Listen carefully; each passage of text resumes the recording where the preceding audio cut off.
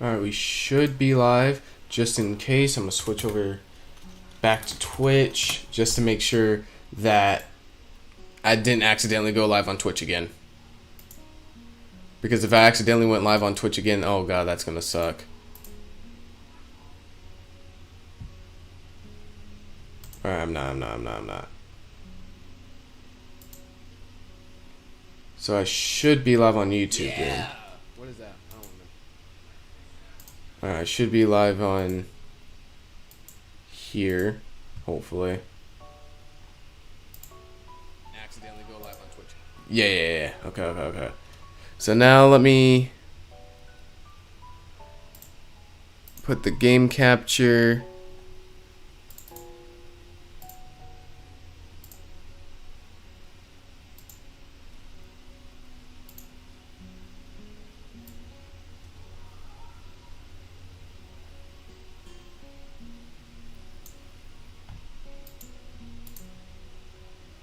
Is game capture not gonna work? Dang.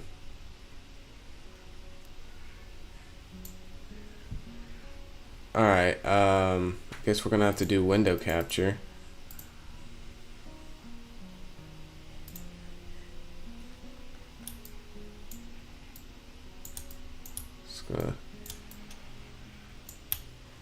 Game's gonna be a little stretched, so bear with me, because I don't think I can change.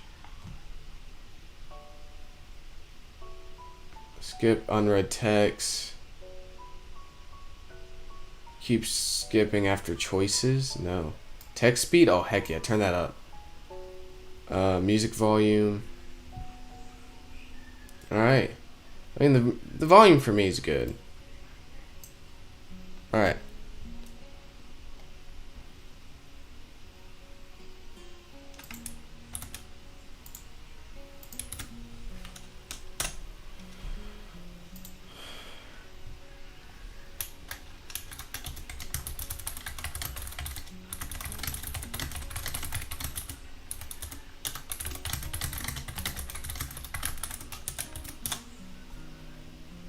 Alright. Hopefully everything's good. I'll adjust settings along the way. I don't know how bad the delay is, but we'll roll with it.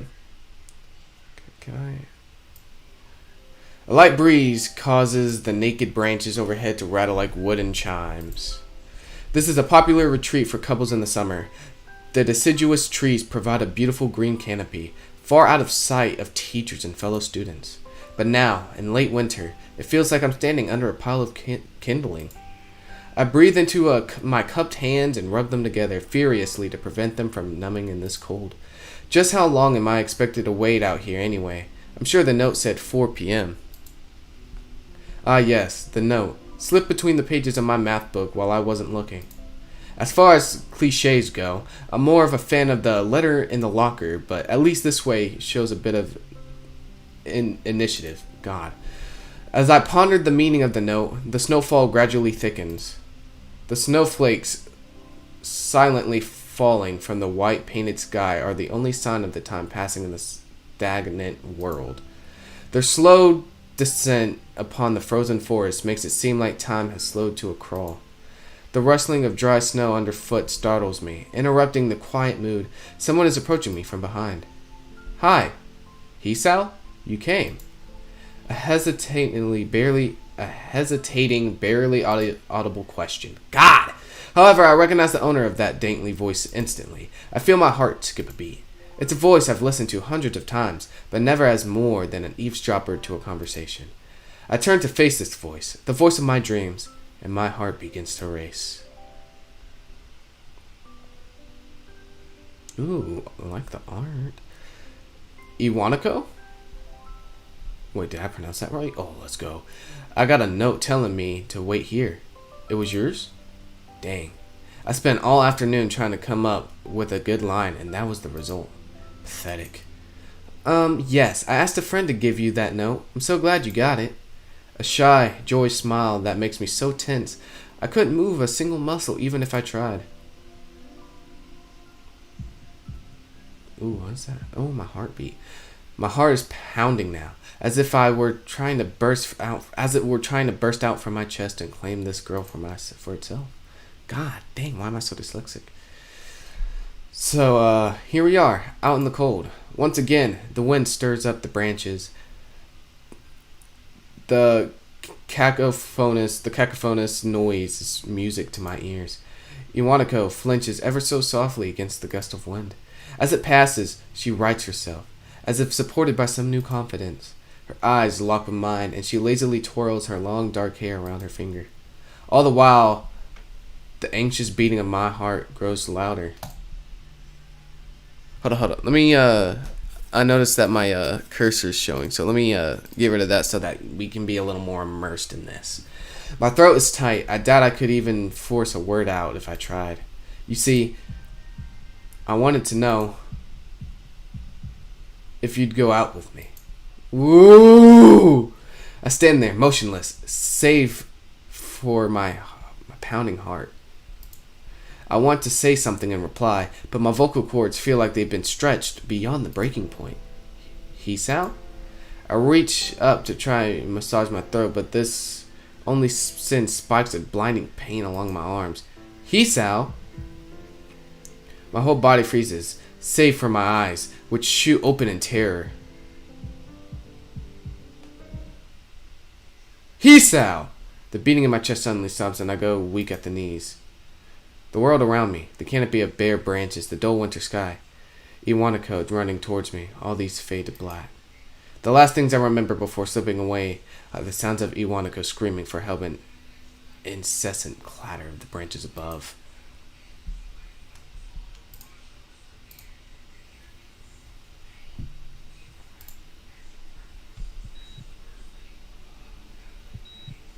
Four Leaf Studios presents. Yo, I like the prologue. The epilogue? No, it's the epilogue, right? Yeah, the epilogue. The epilogue was good. Inspiration.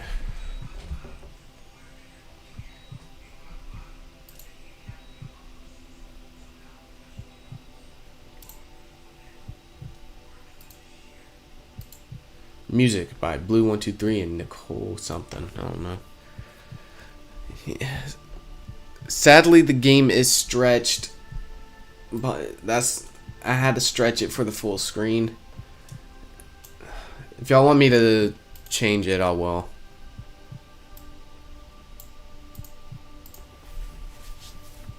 Click this, it should send me to the...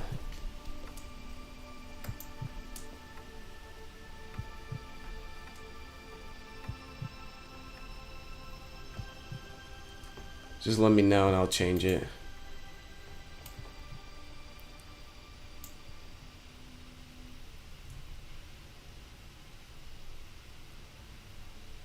It's been 4 months since my heart attack.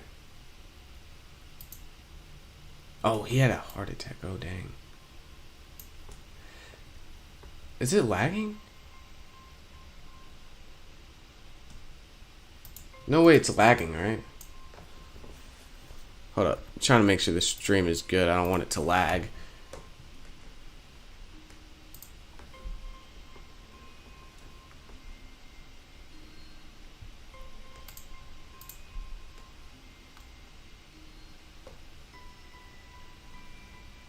Alright. And that whole time, I could probably count the times I've left this hospital room unsupervised on one hand. 4 months is a pretty long time when you're left alone with your thoughts, so I've had plenty of time to come to terms with my situation. Arrhythmia.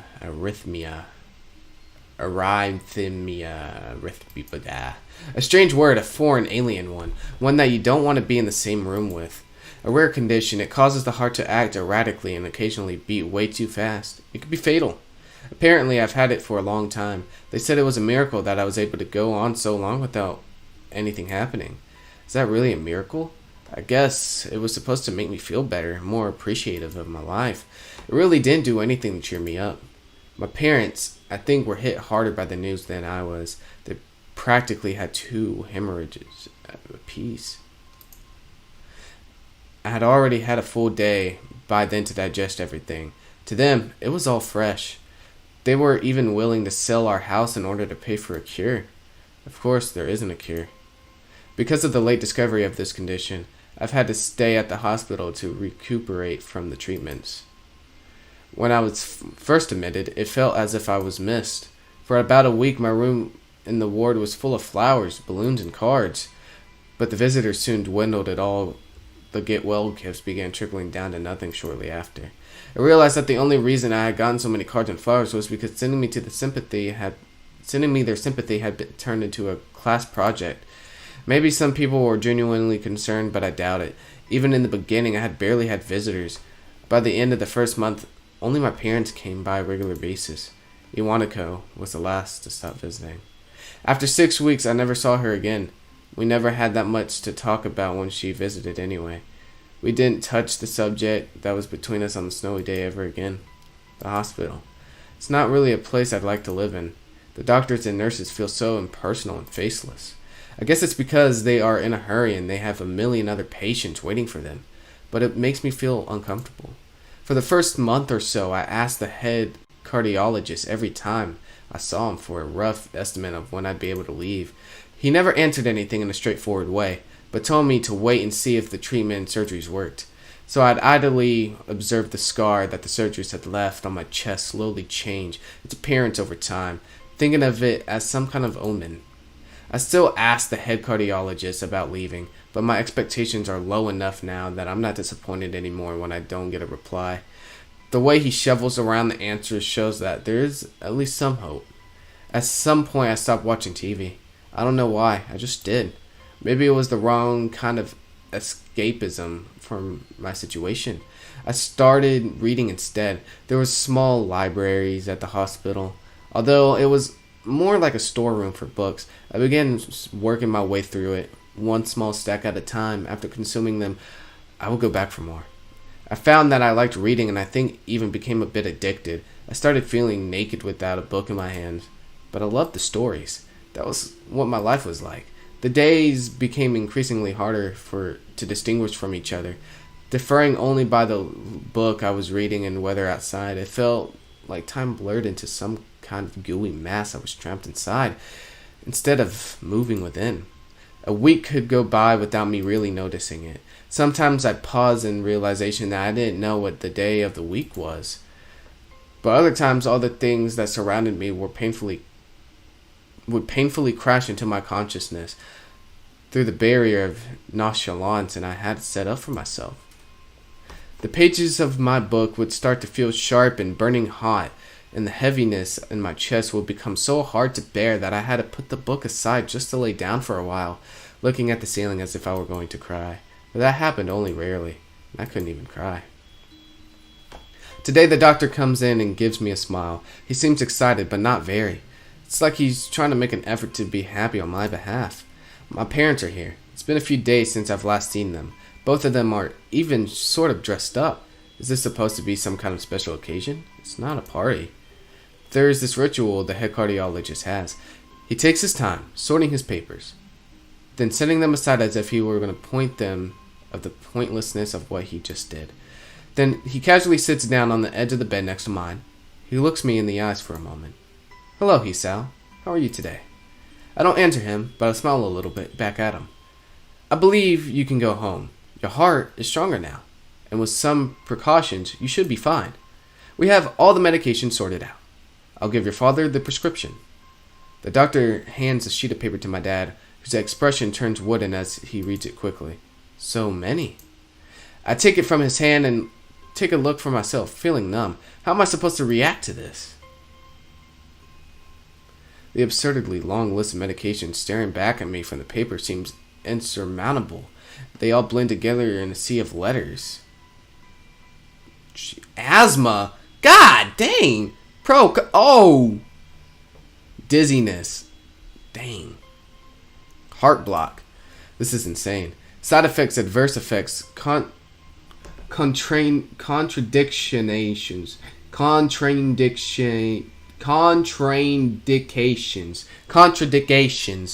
and dosages are listed line after line with cold precautions. I don't know. I try to read them, but it's so futile. I can't understand any of it. Attempting to only makes me feel sicker. All this for the rest of my life, every day? I'm afraid that this is the best we could do at this point. However, new medications are always being developed, so I wouldn't be surprised to see that the list fade over the years. Years? What kind of confidence booster is that? I'd have felt better if he hadn't said anything at all. Also, I've spoken with your parents and we believe that it would be best if you don't return to your old school. What? Please calm down, Hisao. Listen to what the doctor has to say. Calm down? The way he says it tells me he knew full well that I wouldn't like it. Am I going to be homeschooled? Whatever my concern shows, it's ignored. We all understand that your education is paramount. However, I don't think it's wise for you to be without supervision. At least not until we're sure that your medication is suitable. So I've spoken to your parents about a transfer. It's a school called Yamaku Academy that specializes in dealing with disabled students. Disabled? What am I? It has a 24-hour nursing staff, and it's only a few minutes from a highly regarded general hospital. The majority of the students live on campus. Think of it as a boarding school of sorts. It's designed to give students a degree of independence while keeping help nearby. Independence? It's a school for disabled kids. Don't try to disguise that fact. If it was really that free, there wouldn't be a 24-hour nursing staff, and you wouldn't make a hospital being nearby a selling point. Of course, that's only if you want to go, but your mother and I aren't really able to homeschool you. We went out there and had a look a couple weeks back. I think you'd like it. It looks like I really don't have a choice. He just gave you a choice. What? Whatever. Compared to other heart problems, people with your condition usually tend to live long lives. You'll need a job one day, and this is a good opportunity to continue your education. This isn't an opportunity. Don't call it an opportunity. Don't call it a god-dang opportunity.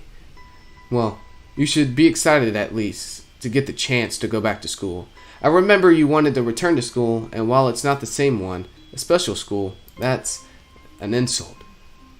That is what I want to say. It's a step down. It's not what you think. All the students there are pretty active in their own sort of way. It's geared towards students that can still get around and learn, but just need a little help in one way or another. Your father's right. And many of the graduates of the school have gone on to do amazing things. A person doesn't have to be held back by their disability. One of my colleagues in another hospital is a graduate. I don't care. A person who doesn't have a person who doesn't have to be held back by their disability? That's what a disability is. I really hate that something so important was decided for me. But what can I do about it? A normal life is out of the question now. It's funny. I had always thought of my life always was actually kind of boring, but now I miss it. I want to protest. I want to blame this lack of reaction on shock or fatigue. I could easily yell out something now. Something about how I can go back to school anyway, but no, I don't say anything. The fact is that I now know it's futile. God, Jesus, I cannot read.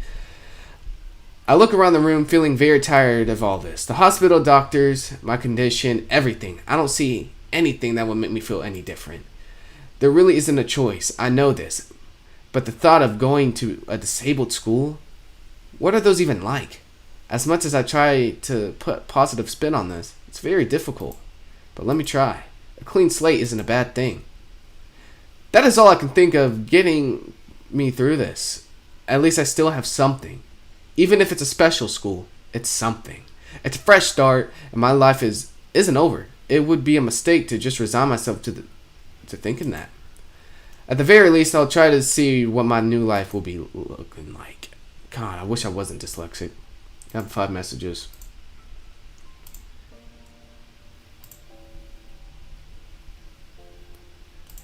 Hold up. Who messaged me?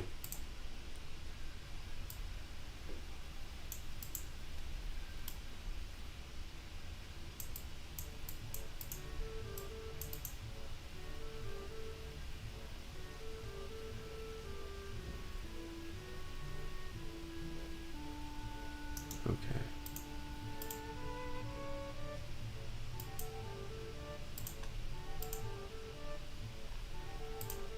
Let me see.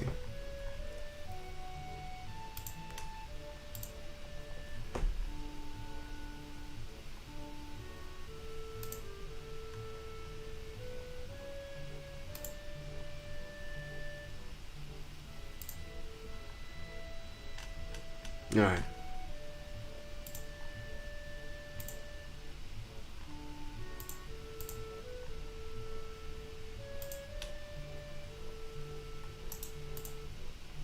Alright.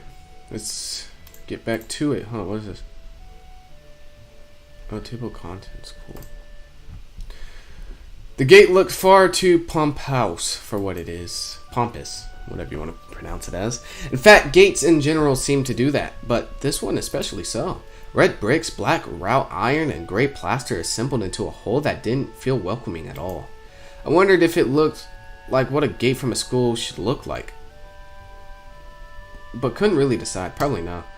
Of course, I didn't want to get stuck on thinking about the gate for too long, so I entered through it with a brisk pace and felt surprisingly good. Moving forward feels good.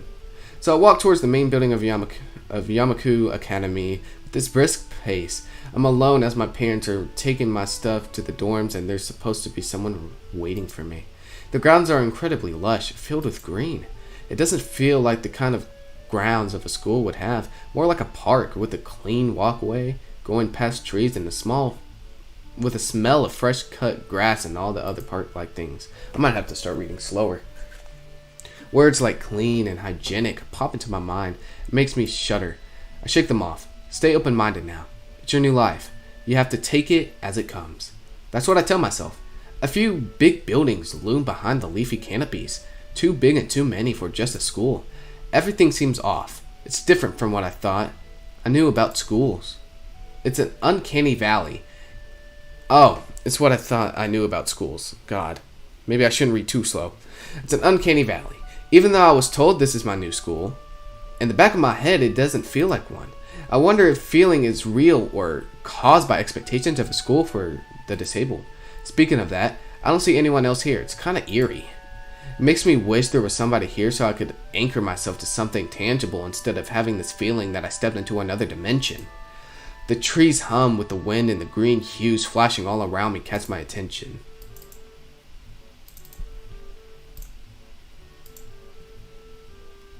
It makes me think about hospitals again, how they say that the operating rooms are painted green because green is a calming color. So why am I feeling so anxious despite all this greenery? Only after I stand in front of the haunted main building, I surprise myself by realizing why the gate bothered me. It was the last chance I had to turn back. Even if I had no life, I could return to. But still, after entering, there was absolutely no way I could go back anymore. Feeling nervous and with this realization set in my head, I opened the front door. A tall man with bad posture notices me as I enter. We're the only people in the lobby, so it's only logical. You must be Niki. Nakai. So you are. Excellent. I'm your homeroom and science teacher. My name is Mutao. Mutao. I'm gonna call you Mutao. Welcome. We exchange a handshake that is neither firm nor sloppy, and he looks at his watch. The head nurse asks you for a brief check-in visit, but there's no time for that now. Oh, should I go later? Yes. Afternoon is probably fine. We should get going to introduce you to the rest of the class. They're waiting already. Waiting for me? I don't really like being the center of attention, but I guess it's inevitable in a situation like this. Somehow, not knowing what is waiting for me makes me feel really nervous. Thinking of this, I almost miss what the teacher is saying. Do you want to introduce yourself to the class? Yeah, well, of course. Yeah, sure. I mean, isn't that normal? Of course, but not everyone likes to be the center of attention. I'm probably one of those people, but I guess I should be the one to give the first impression of myself. Right, but it's no problem. Let's go then. My heart is pounding in my chest, and it keeps me thinking about my condition as I follow the teacher up the stairs. Down the third floor corridor is marked as the classroom for class 3-3. Mutao opens the door and enters. Ooh, what is that art? Good morning, everyone. Sorry I'm late again. I hesitate for a split second at the door, freezing on the spot. Get a grip. This is a big step. I know that. But there isn't any point of worrying so much about it. At least not this soon. I'm rocking with this chick in the top left. I'm rocking with her. Wait, no, these might be middle school. I can't say that. I take it back. Hey! I follow the teacher into the classroom and look around. Partially, so I won't have to meet the curious gazes of my new classmates. It's pretty spacious, and the ceiling is unusually high, and there's a lot of space left over around the in-between and desks. I don't know what I just said. An entire wall taken up by blackboards and the high old-fashioned windows only make it seem larger. Well, a university, so this is like a college, right? Should be. The students' desks are just standard wooden desks with a shelf underneath for books and wooden chairs with metal frames. Simple and efficient. I stopped walking in front of the classroom and faced the other students. They all look normal, like students in any other school. But then why would they be here? They probably like me and have something wrong with them, only it's just not immediately obvious. Then I noticed that one of the girls seems to be missing the thumb of her right hand. It's a little jarring.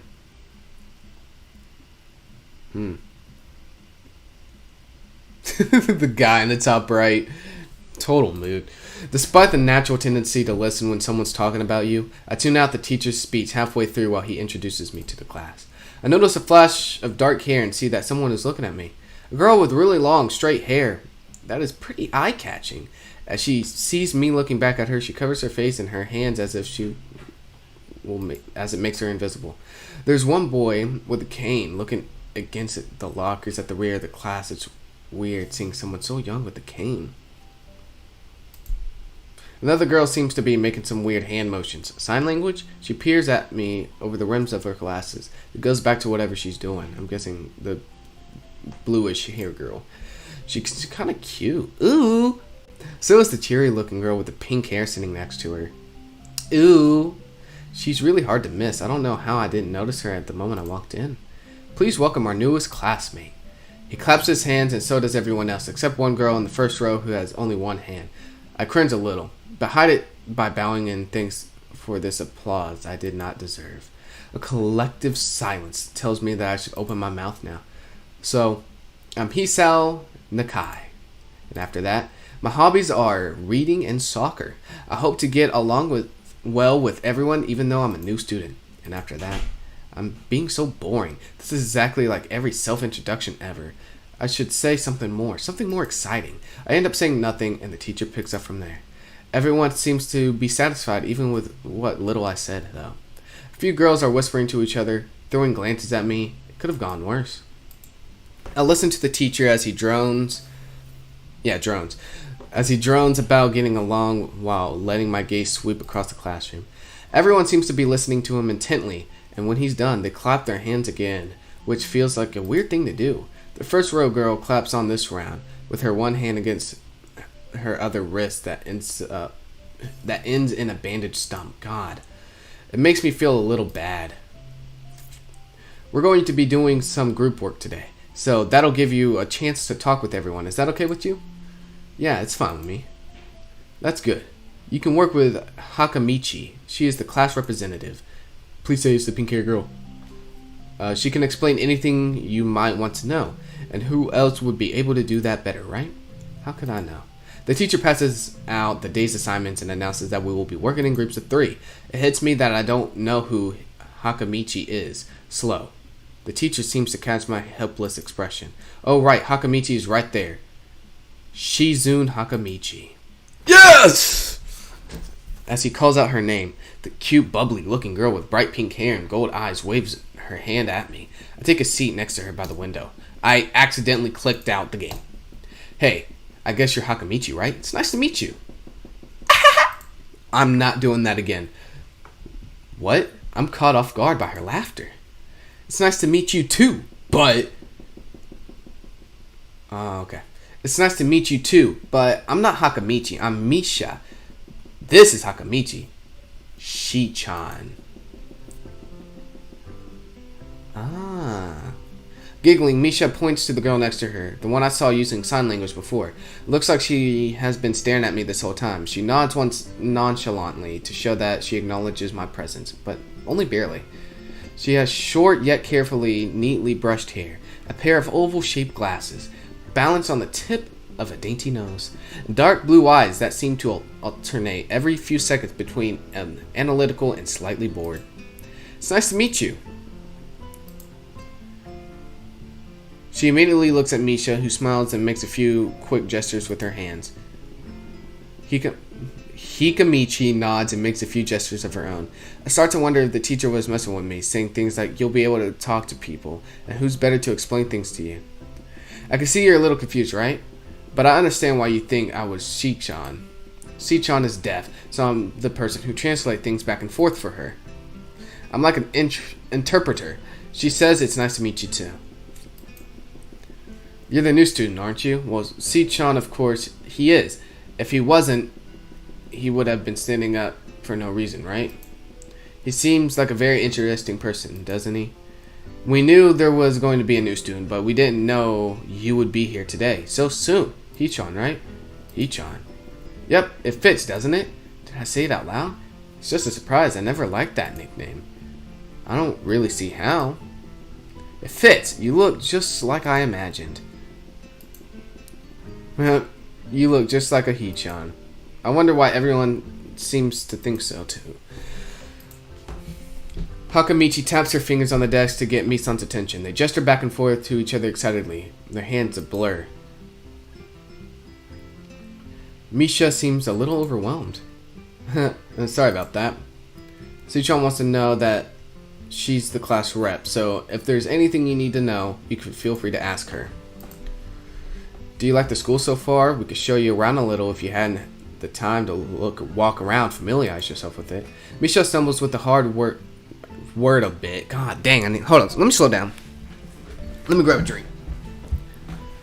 Cause like, oh god, my throat's getting dry. Ow. Oh.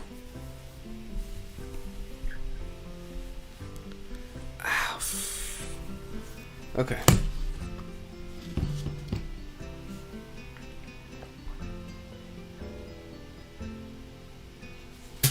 Okay. Whew.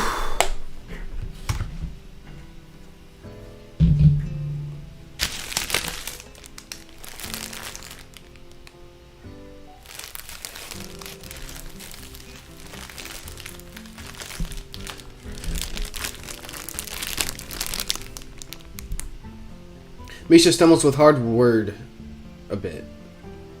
Oh, stumbles with the hard word a bit, making it stick out in her otherwise fluid translation.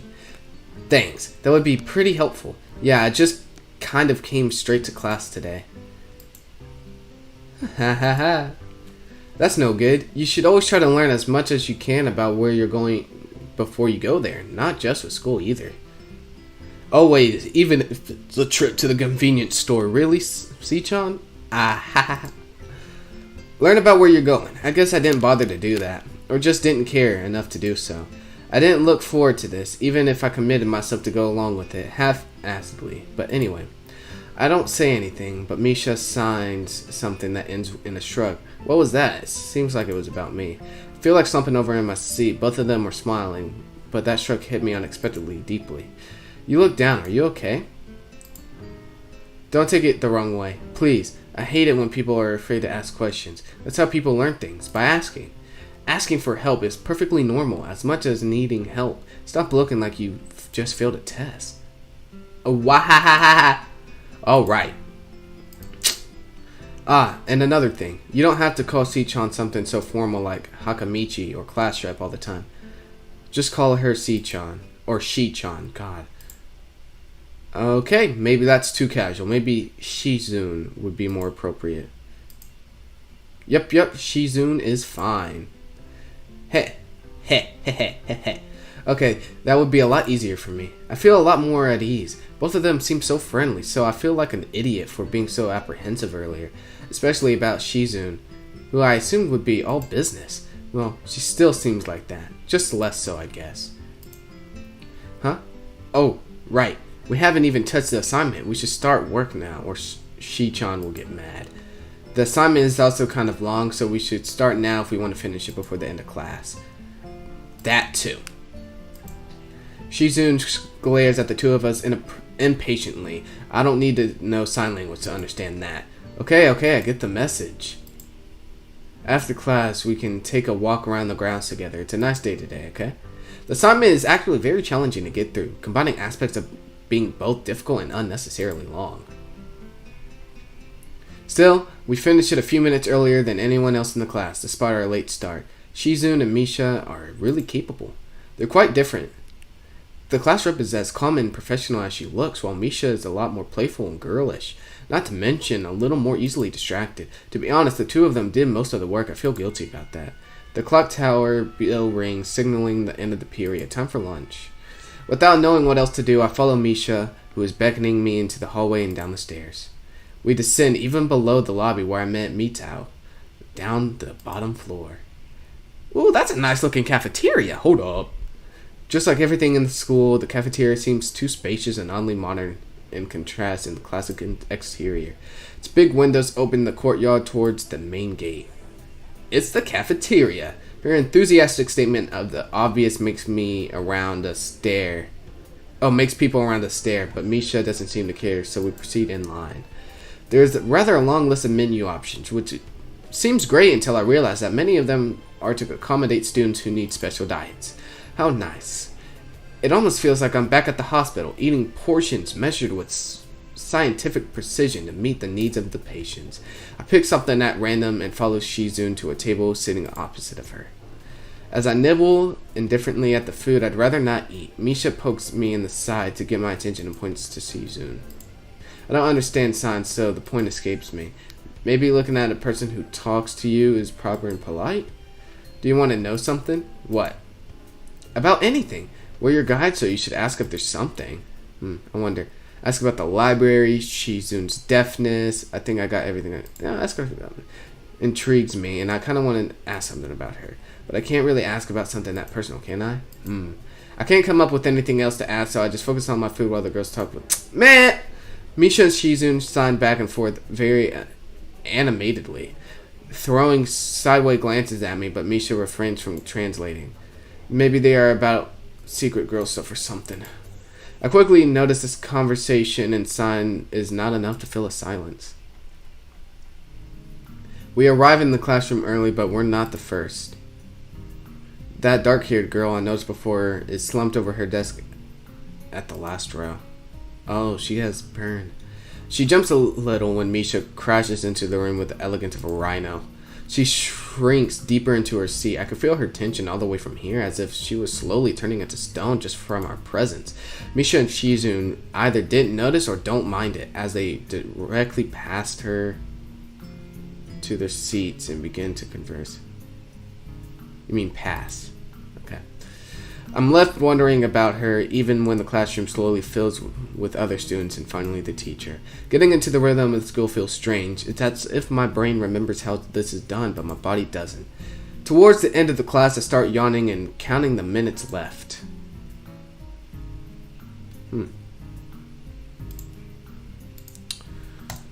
I shouldn't be this tired on my first day of school. Maybe it's the long time spent in the hospital and made me like this.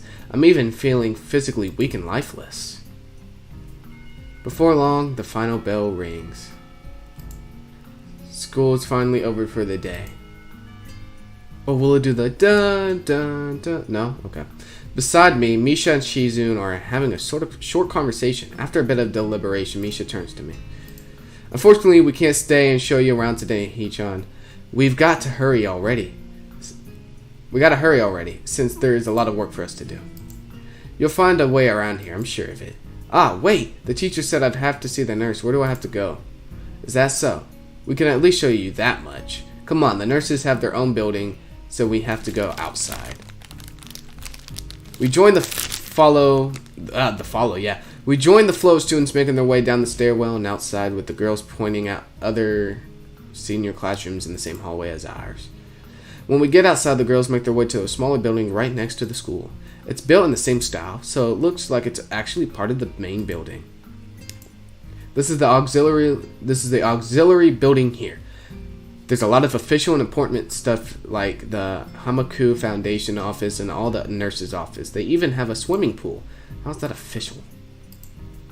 Don't be silly, Hee-chan. It's for physical therapy, of course.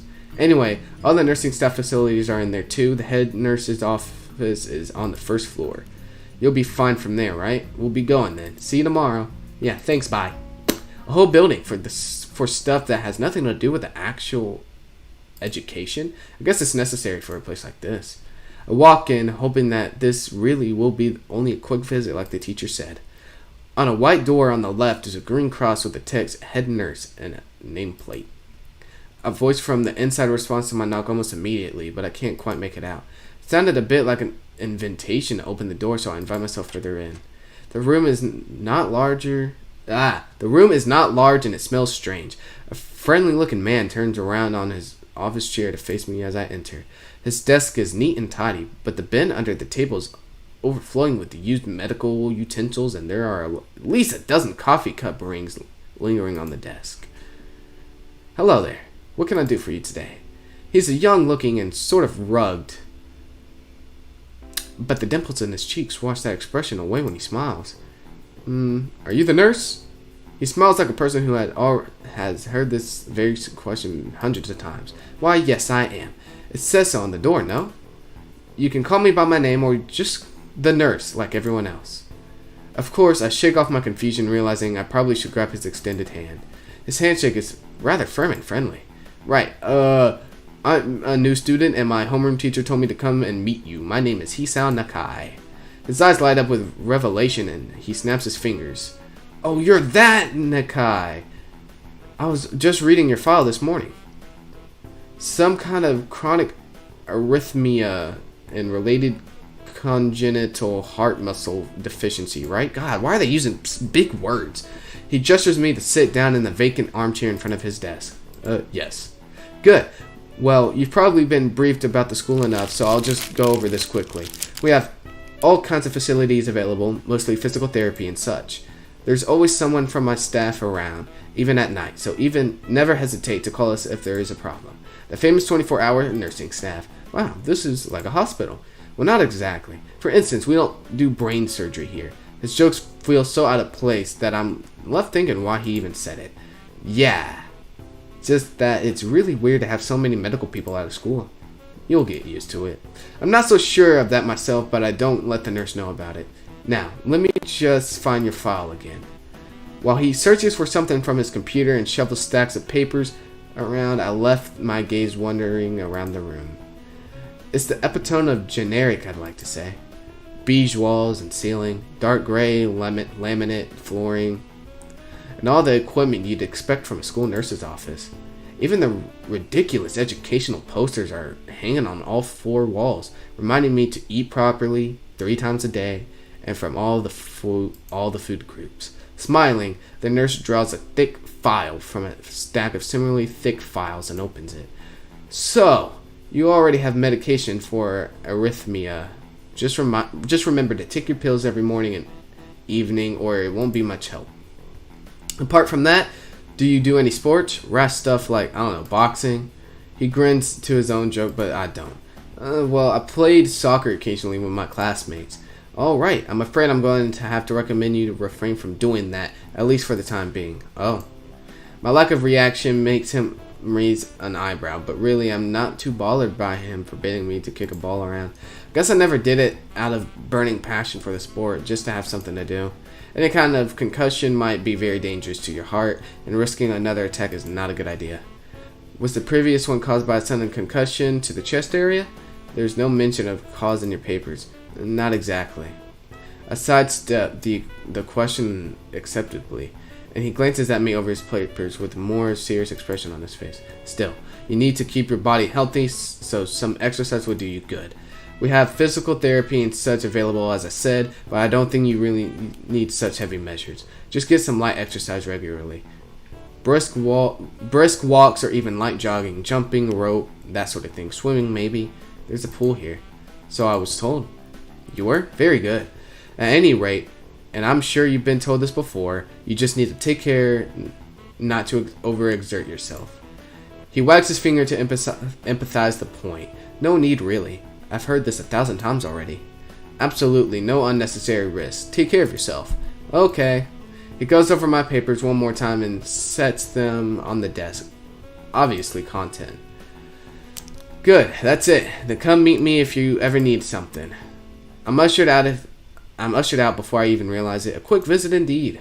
I end up standing in front of the main building and the auxiliary building, although to my eyes they still look the same to me. It's the first real look I get at the other students, so I watch people coming out of the school going towards the gate of the dorms.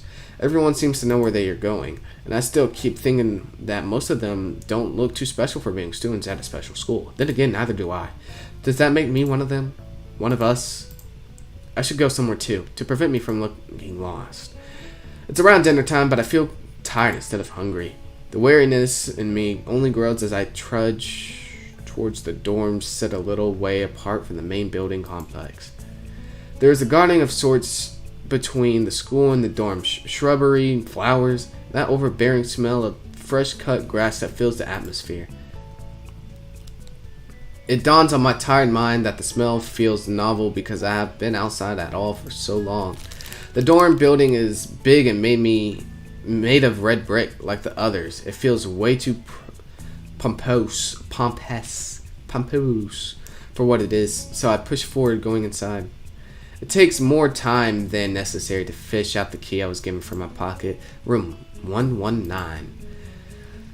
Despite the ornate exterior, the inside of the dorm is actually fairly new, functional, and boring. Just like in the main building, the halls and the doors are wide to accommodate wheelchairs. Same goes for the elevators at the end of the hallways.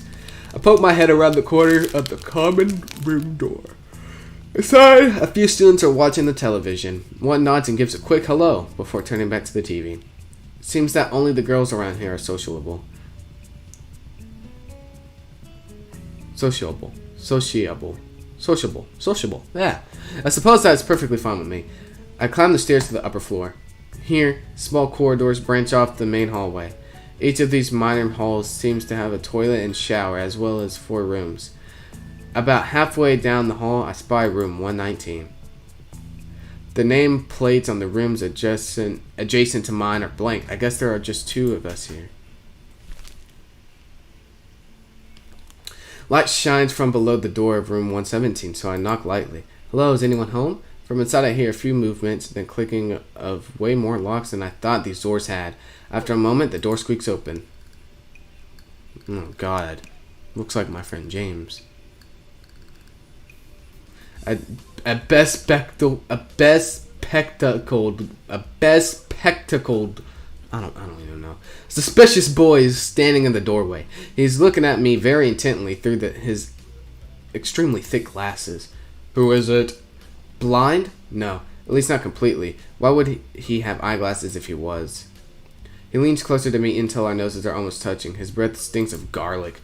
Hisao Nakai. I'm moving into the next room. I thought I should introduce His face suddenly brightens in realization, and he stands back upright, thrusting his hand out in a small greeting, almost straight to my Okay. Oh, sup, dude? Name's Kenji. Ah, hi. I take Kenji's sweaty hand and shake it. Still a little rattled by the sudden change of attitude and vehement welcome. There were some suspicious-looking people going in and out of your room earlier. It was probably my parents. Your parents? You sure? Because they could have been some other people, too. You can't judge a book by its cover. His out-of-place proverb is left hanging between us awkwardly as I try to think of some way to respond. I'd say the chances are high enough. He shudders and makes some exaggerated hand gestures. You're a brave man, Hisao. Me? I don't think I could trust the chances. The only one I trust is myself. Does that mean I shouldn't get to know you either? He thinks about this for a while. A wise decision? You're smarter than you look. Probably. What do you look like? I hope not smart. He squints his eyes and leans closer again, but I lean backwards to dodge it. Never mind, it doesn't matter. With that, God dang, he slammed that door hard? I slide the key into the lock of the door marked 119. Bleak beige walls, white linen, a desk made of some type of light wood, ugly curtains. It's no one's room, impersonal like my hospital room was. My bags are sitting at the foot of my bed, looking a lot emptier than they did this morning. The closet is sitting open, stocked with my clothes. Also, it seems that there are a number of school uniforms hanging there as well. A note is pinned to the sleeve of one of the shirts. Hi, Hee-chan. We've unpacked your things and made your bed. They said that if these don't fit, then you should go to the office tomorrow. If you have any problems, you can always call us. Love, Mom and Dad.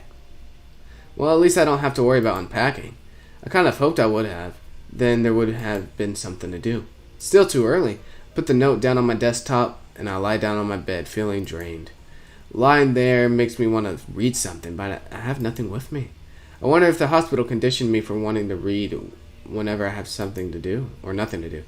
The restless urge just keeps growing until I have this urge to stand up. Maybe it's stress or something. I was pretty nervous about it before coming in for the entire day today, too.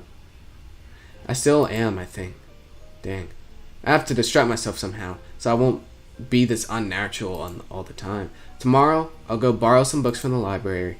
Yeah, I'll do that. But for now, the bottles of medication neatly arranged on my night table catch my eye. I pick up one and shake it to hear the contents rattle inside, and then read the glued off pharmacy label. Hisao Nakai, 2 tablets daily to stay alive. It doesn't really say that, but it could just as well. It's kind of twisted, having your life depend on chemicals like this. I resent it a little, but what choice do I have? With a sigh, I begin my new daily ritual of taking the right number of pills from each bottle, being careful to check the correct dosages.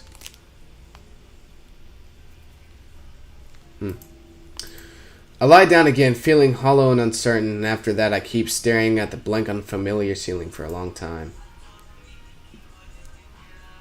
It doesn't start looking any more familiar, not even after darkness falls and long shadows draw across my room like fingers, I don't know. The sheets feel slightly more comfortable, warm, and nest-like against the chill that passes for room temperature there. Soon the lighter shade of darkness that is the ceiling looks like every ceiling does at night, and it becomes the only thing I recognize anymore. The night beckons me to sleep, and I feel the coldness of unfamiliarity and fear creeping up my spine once again. I keep drifting further away from the world I knew.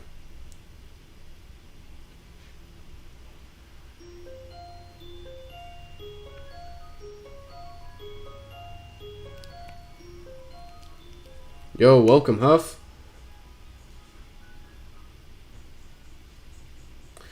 I wake up in a strange room. Solid morning light shimmers against the light gray ceiling. I had forgotten to draw the curtains closed last night. Wait, is there a way? Oh, frick! Is there a way I can save? Yes, please let me save, because I've gone through like a lot of dialogue. I've been scanning my PC for the last hour because I somehow got an adware or something. Dang. That's tough.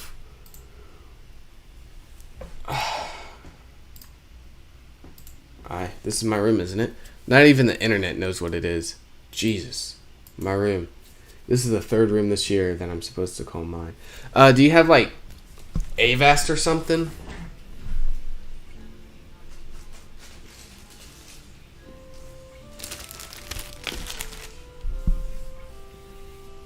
Opera.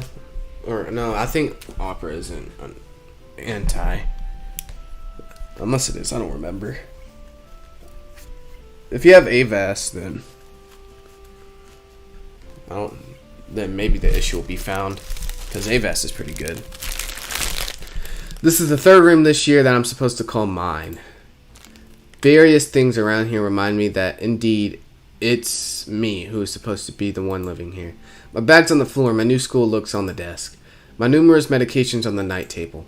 I stare at the bottles for a moment, deliberating until I open a bottle, shake out a pill, and pop out a tablet from a foil sheet. God! Malware by... Oh, okay. Oh, yeah, I have that as well, I think. Yeah. I down them with a chaser of water without thinking about the chemistry. My uniforms are in the closet. I slink out from under the sheets and stretch my bed before dressing up. Putting out a new school uniform feels like dressing in someone else's clothes. The artificial smell of generic detergent invades my nose, but the feeling of fresh cloth against my bed is a good one, a natural one. It feels like a school uniform, as it should. It's not much different from what I used to wear before. That goes for other things too. Not so far, what am I saying? So far, this place seems more or less like a normal school, except for the people. I think back to my talk with Kenji yesterday.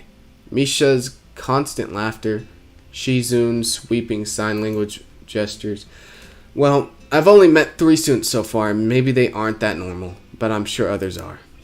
Or perhaps people like them are what passes for normal around here. Yeah, what does pass for normal around here? What do people do? Did you get any notifications from Window Defender? When I launched it? Yeah. It was just to install the game, though.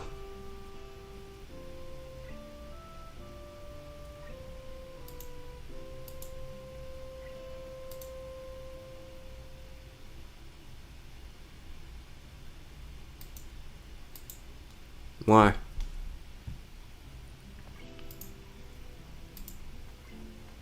Also, assuming that you weren't here earlier, the game is stretched just so that it could be full screen. So if you don't want it to be stretched, I can shrink it down. Although, class, the question remains on my mind, so I decided to ask Shizun about it when we split into groups. After all, she did say I had anything I wanted to know. I should ask her. She crosses her arms and shifts her gaze slowly to Misha, who looks more preoccupied with trying to grind the eraser of her pencil down so that the top is perfectly and evenly flat. Oh, by the download. No?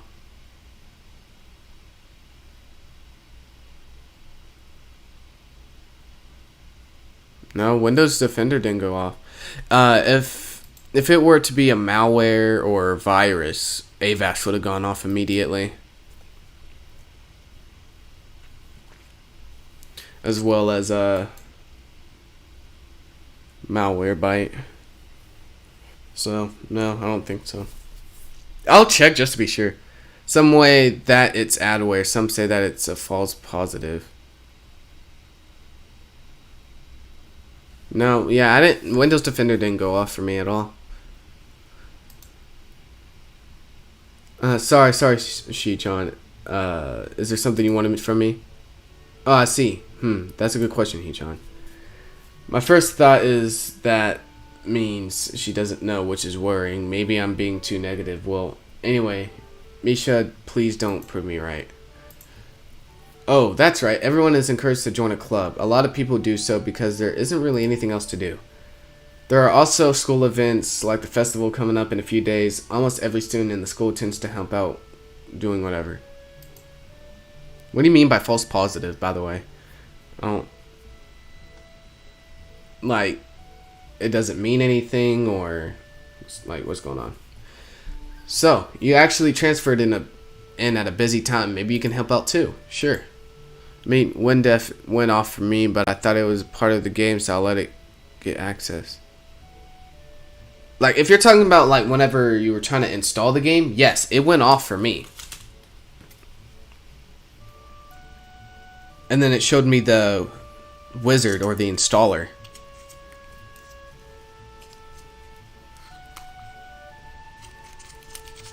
I feel like if I got adware, the ads would have popped up by now.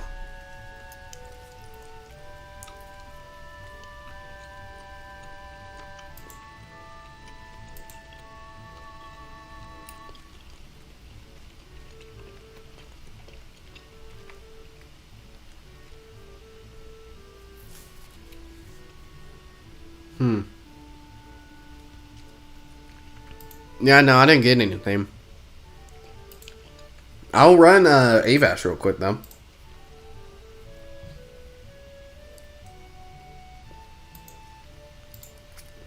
Wait, do I still have malware byte? I should.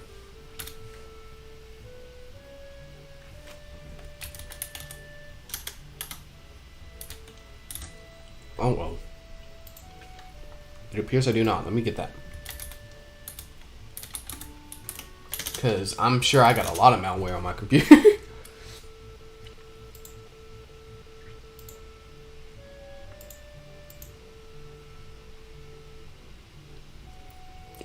Download.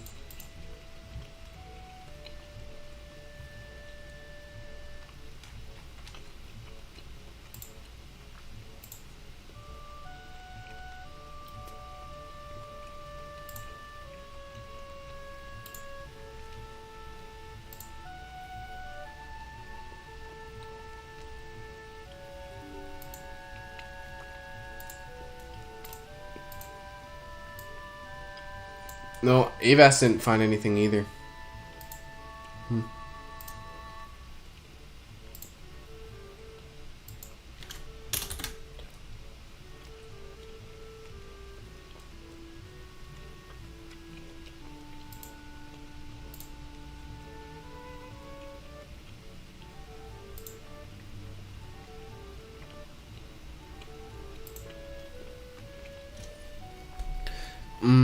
That's a false positive. Ah, okay. Malware Bytes didn't pick anything up for me, and I did 3 scans. Finna run a Windows Defense full scan. Yeah, you should definitely do that. If that doesn't work, I can ask my friend James, because he's gone through that stuff a lot, and I'm sure he can figure out a way to possibly get rid of your thing. Because Windows Defender found it. I don't know, Heechan. The truth is, it's a local event. I'm not from this area, so I might play Pixelmon. I like playing Pixelmon. We'll find out. She starts signing desperately to Shizune, asking her to bail her out. Shizune adjusts her glasses at the end of an oddly grandiose floors and starts signing hard and heavy. Huh? Oh. Who cares? Misha puffs out her chest, and as she shouts Shizune's words out at me with a disproportionate amount of pride. Too loud. I can see heads turning to look in our direction. Not so loud. Human beings evolve with each new generation. The ideals and beliefs behind the festival will inevitably change with time. Okay, malware installed. Okay, cool. Please scan right now. I don't need you to schedule the scan for tomorrow. Scan right now.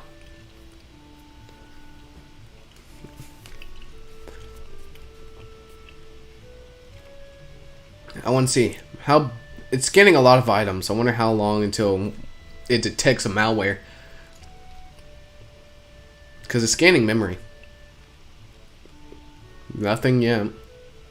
1,000 has been scanned. Detection is none. Alright.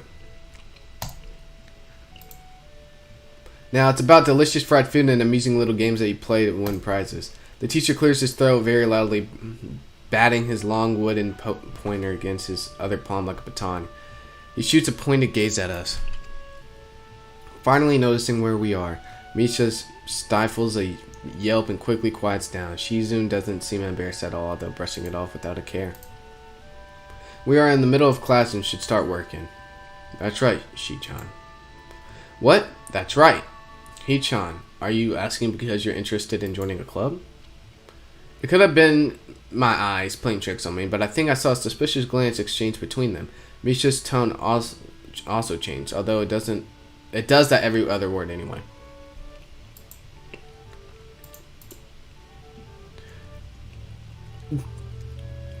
Did it detect anything? It scanned over like 230,000 items. I don't know why I have that many items on my computer, but I do. It has 0 detections.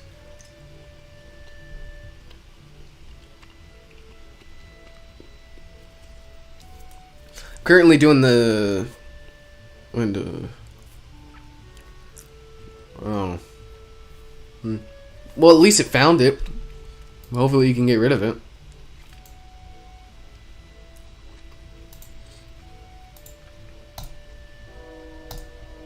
I'm about to ask what they have in mind when something dark flutters in, catching my attention. Out of the corner of my eye, I see the girl with long dark hair getting up from her desk and slip silently towards the door. It doesn't seem like she was working in any grade, but no one seems to notice her but me. I glance at the teacher, who's also looking at the dark-haired girl. Why doesn't he say anything? Do I look as uneasy as I feel, or was Misha just looking at me, looking after the girl who left? No, nothing. Okay, well, like we were asking, you don't have plans for lunch today, do you? I thought I would go to the library and pick up some books. Not really. Do you want to have lunch together then? Sure.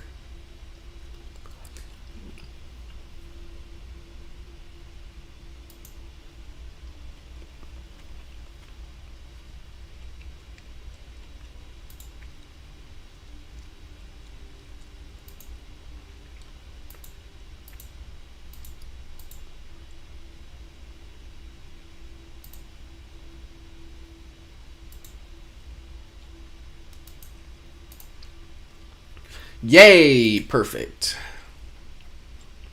Yeah, I think I'm gonna actually save again and then play.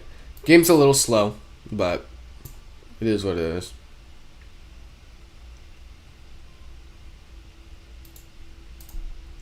I'm gonna change the title though.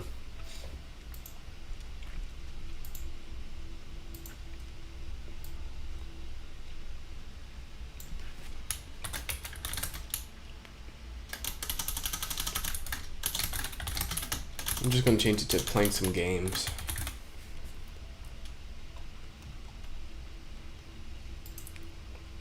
Change the thumbnail as well.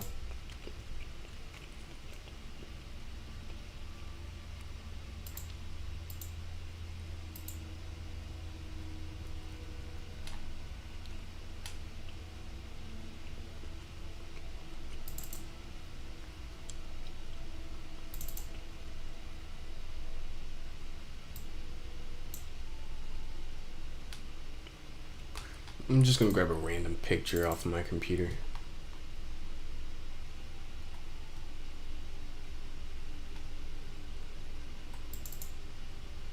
Do I have anything that I could set it to?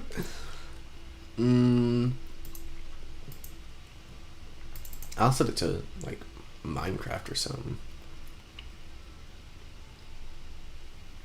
Oh wait, no, I'll just put it as a meme. You know, I'll just do that. Just which did you choose? Like which girl? I didn't choose a girl yet, if that's an option. But if I had to choose, I don't know. I've only been talking to like the same two.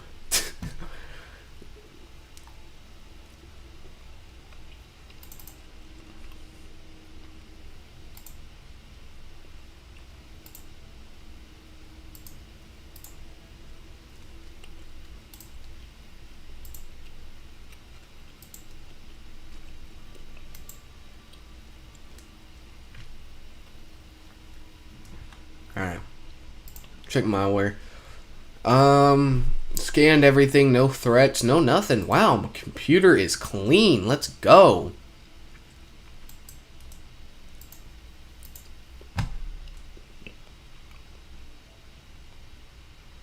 I'll get back to the game. For now, though, I think I'm gonna... I don't know what I'm gonna do. Oh, wasn't Prison Architect free on Epic Games, right?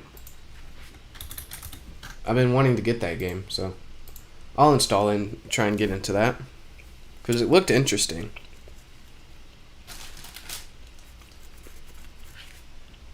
Ow, God. Dude, I freaking fell yesterday outside trying to get out the road because there was this car just speeding past. And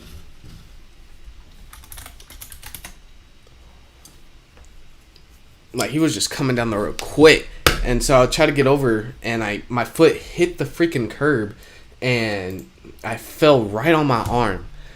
I thought I dislocated my arm because it felt numb. Like I couldn't move it.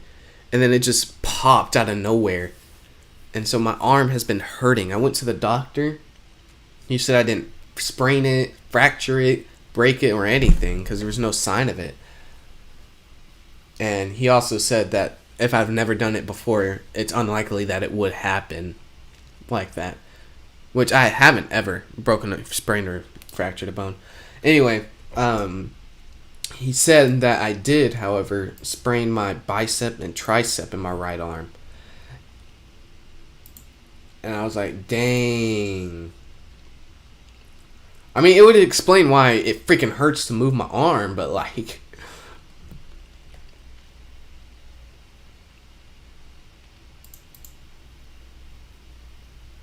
What is this?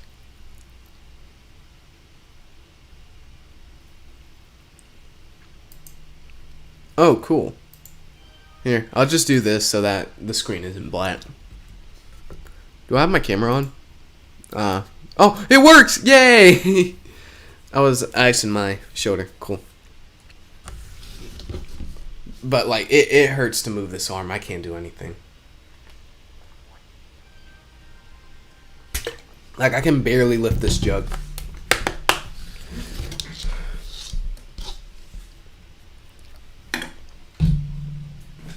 Oh, my God.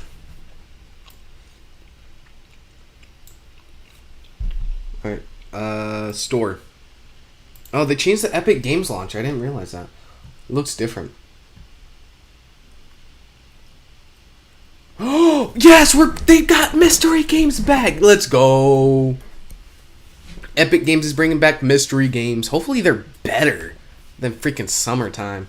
This summer we didn't really get anything good.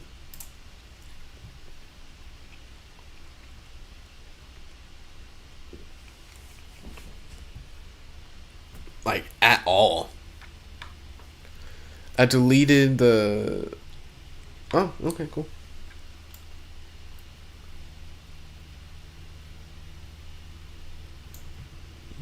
You better hope you're in the clear. I hope you're in the clear.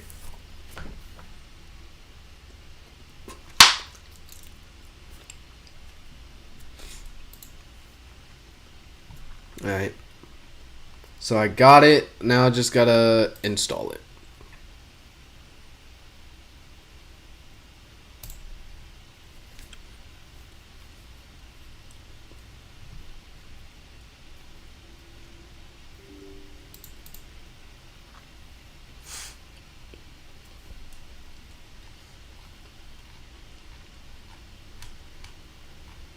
Most of the time I just get games just to get them when they're free on Epic. Like the Lego Batman series, when that was free, I got that. The Batman, Arkham Knight and whatnot, got that, I'm pretty sure. Yeah, right here, Arkham Knight, the Arkham series, I got all that. Assassin's Creed Syndicate, Ark Survival. I wish my computer could run Ark. Sadly, it cannot.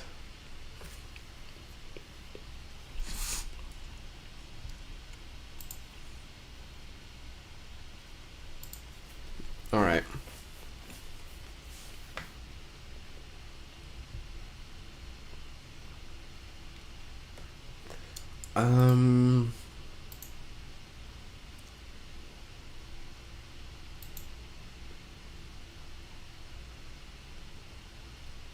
Why do I keep getting added? Or did this guy just upload? He just uploaded twice. Cool. Alright. Might play some Pixelmon, or I'm gonna wait for this thing to download. It's an extremely small download. Okay. Cool. It's a very small download, so we'll just go ahead and launch the game. Why is Rocket League installed? I don't even play Rocket League. Uninstall it.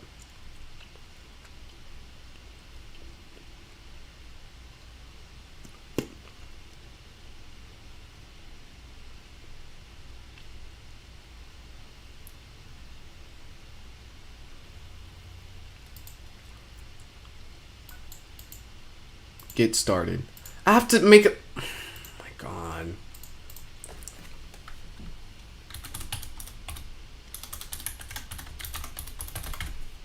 I have to make it a freaking account for this. What's my country? I'm from Hungary. When you playing KS again? I don't know. We'll find out. I definitely won't play it off stream though.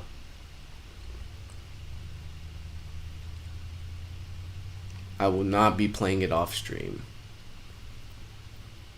Where's United States? Dang, does it not have United States?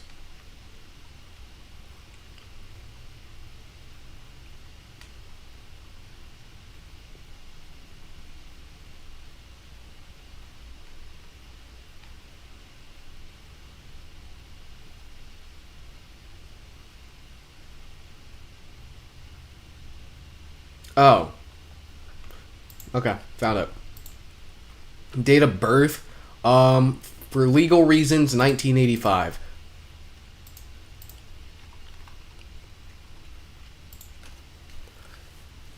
Who's from Hungary? I don't know. You tell me.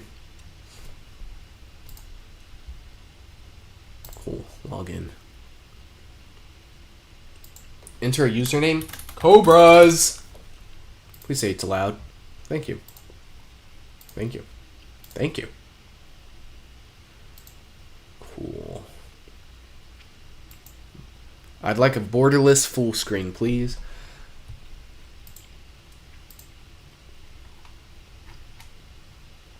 Play.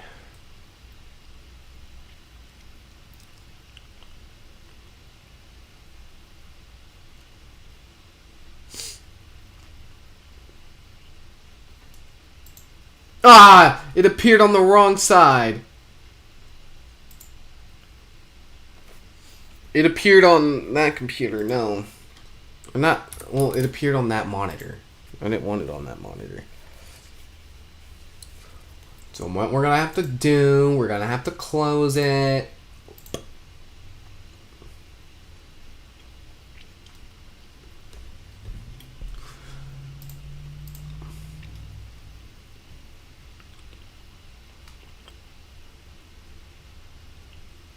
I don't know, Chaos is like a slow game. And there's nothing wrong with that, because I have the patience to do it. It's just, I'm used to like, how do I put it? Something exciting happening all the time. Or not all the time, but, you know. It just gets boring just reading everything back to back. Like,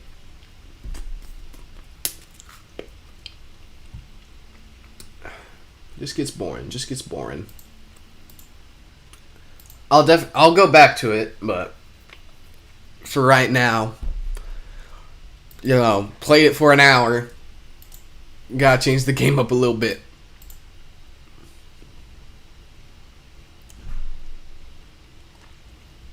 Okay, so then it should appear.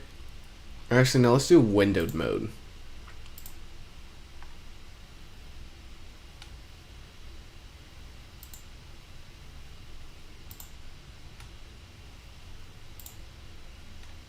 Hopefully that's...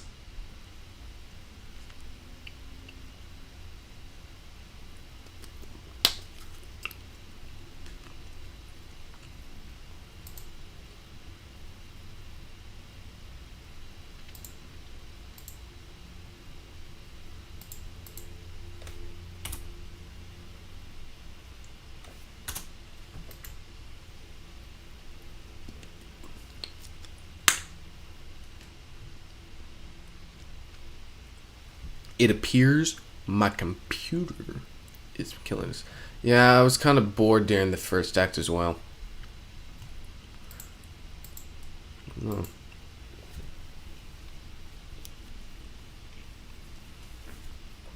I don't have a notification on Twitter. Oh.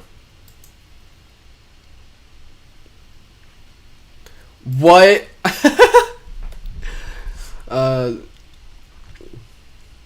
Wow. They're officially making Among Us VR.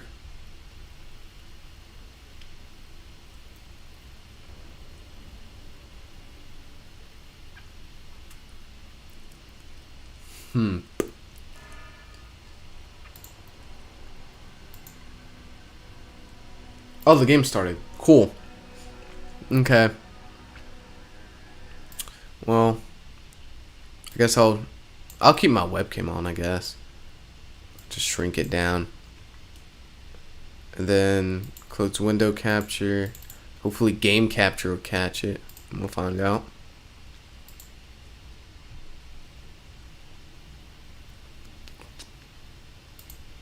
There we go.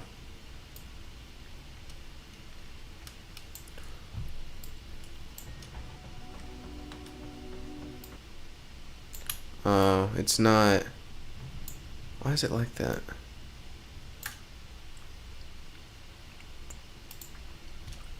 Hopefully that's not too stretched.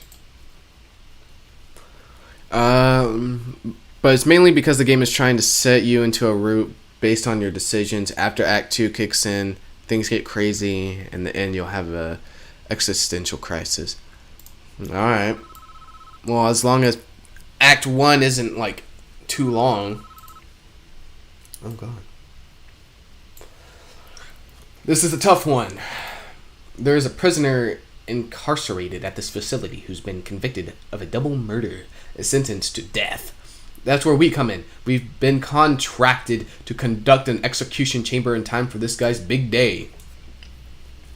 Dude, imagine being in prison and the officers are like, alright, buddy, you get to pick your meal for the day. Nah. This is where I want the new facility to be built. The first step with any project like this is to construct the building itself, with enough space inside to fit an execution room and holding a cell. So let's get started. Construct a new building here. We will also need an entrance to the new execution facility. Build a large jail door into the south wall. What am I doing? I don't know. How do I move it? Oh, okay. Oh. Building brick. Let's do concrete. Ooh.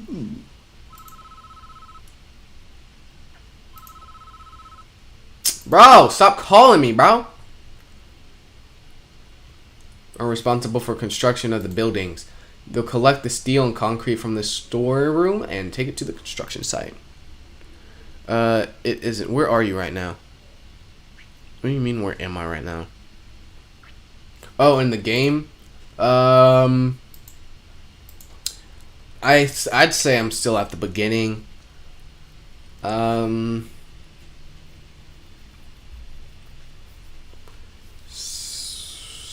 Somewhere. I had just gotten to the dorm room and everything was unpacked. That's where I was. While we wait, take a look around. Use WASD to the arrow keys to move around and use the wheel. Okay, cool. So how long is this going to take? A while. Cool. Okay. So...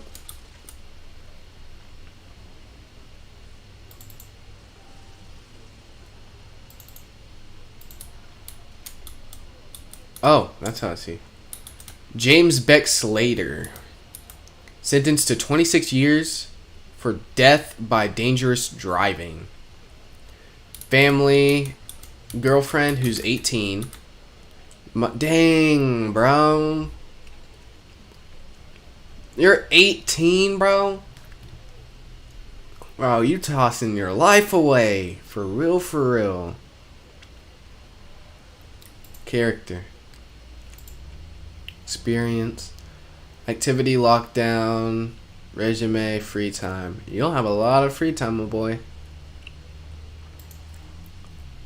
Punishment, 9. This is a grading of how well the prisoners have been punished for their crimes, as perceived by the public.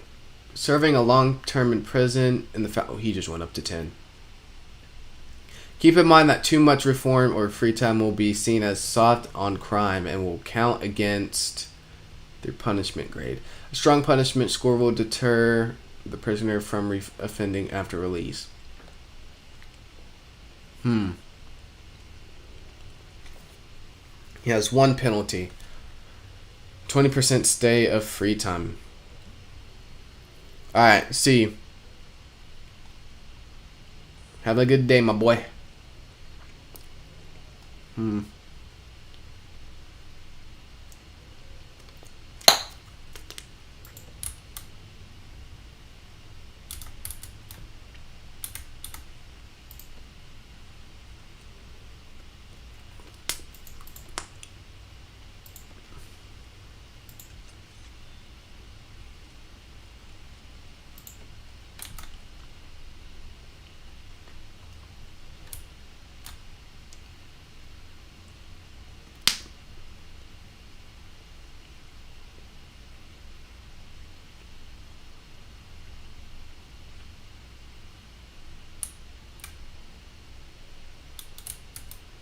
But I bought the door.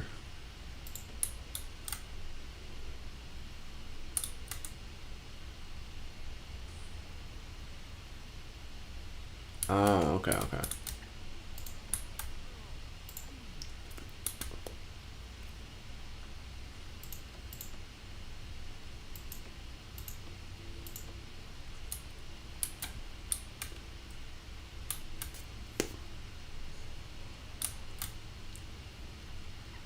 Dang, they just phased through. I see how it is.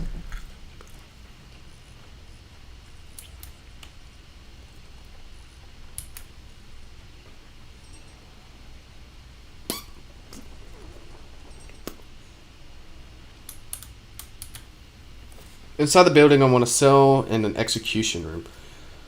Partition the space by constructing some brick walls. Okay.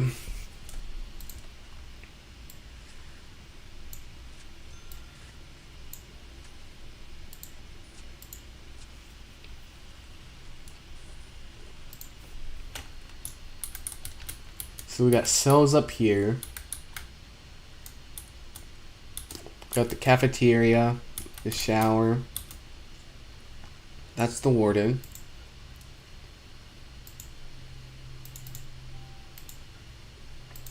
Chief. Foreman. Power. They're all getting lunch right now or something.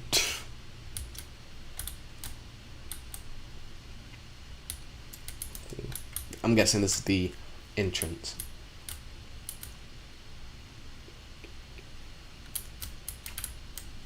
More cells, shower.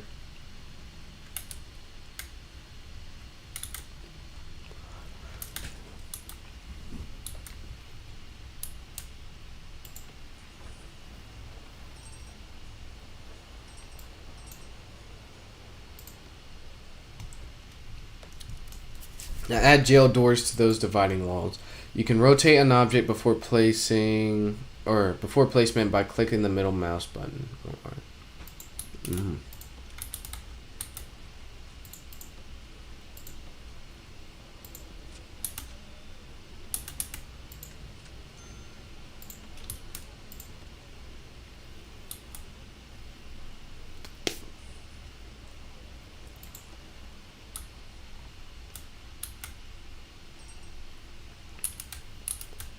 All cells should be shut.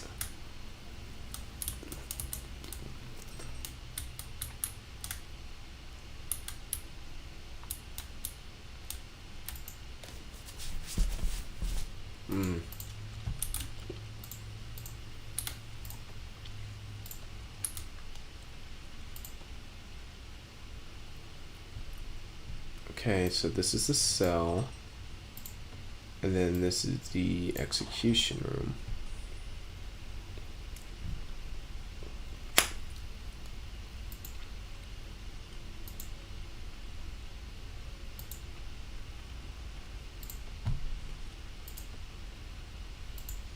Oh, I did not.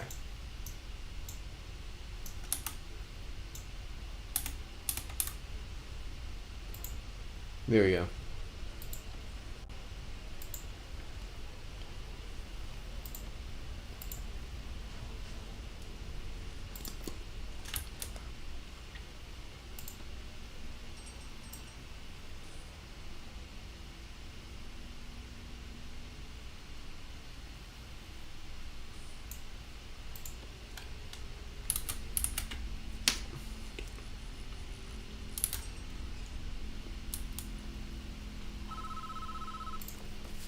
And that's the essential. Cool. The cell itself should be improved with an outward facing window and a small bookshelf.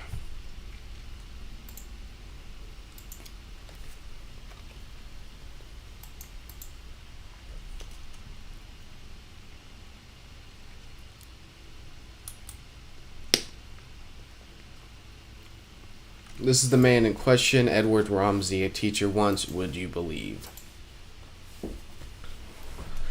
The law made the decision. We're just here to do a job. Once you are satisfied the facility is ready, you can begin the prisoner to his new cell. Simply click on the paraloid in his cell to initiate the transfer.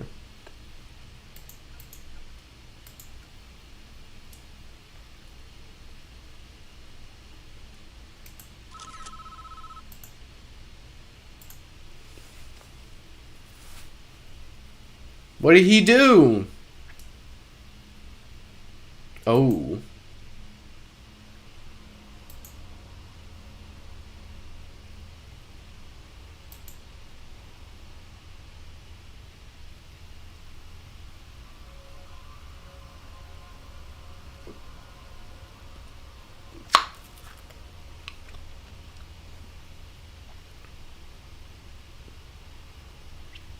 Oh.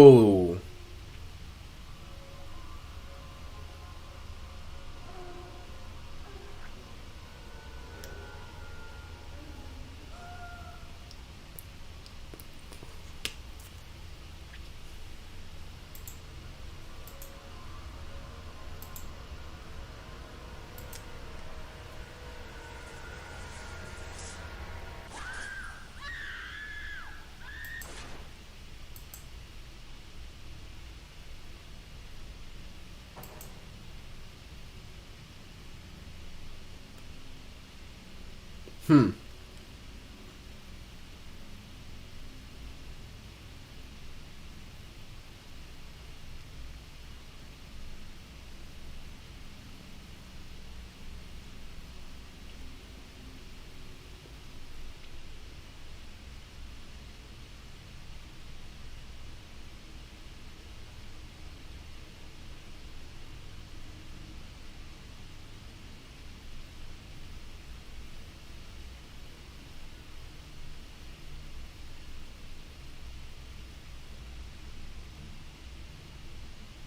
Oh, I'm zoning out, bro.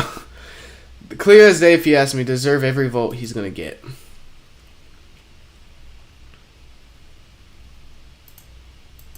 I'm just gonna skip the dialogue. Oh, that has to do that much power? Nah. Oh, nah, bro. No, I'm just done. I'm gonna take a nap.